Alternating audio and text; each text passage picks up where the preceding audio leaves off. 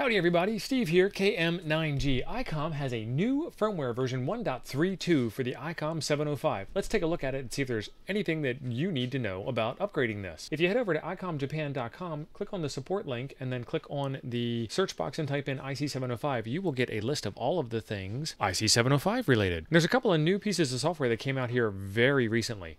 So we have a new programming software, we have a new repeater list, we have new firmware. Let's take a look at the firmware. Since my last video, there's been two firmware updates. This is the 1.3.1 version, and the changes are: improved that the RX pop-up and DV mode does not automatically disappear when you open or close the multifunction menu.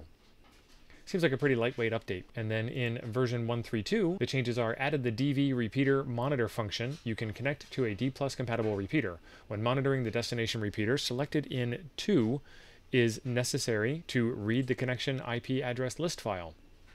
That makes absolutely no sense to me. You can download the connection IP address list sample file from here, and there's a link. They improved the terminal AP call sign setting of the DV gateway screen. Now you can put in call signs where there is a 7th character. I guess you couldn't do that before. These fixes don't look like they affect me, so if I wasn't doing videos for you guys, I would not have done the update on the firmware. I did do the update. It is rock solid easy. I've got a video right up here on how to do it. Take a look at that if you are going to do the firmware update. It's the exact same procedure. Thanks for being awesome. I'll see you over there.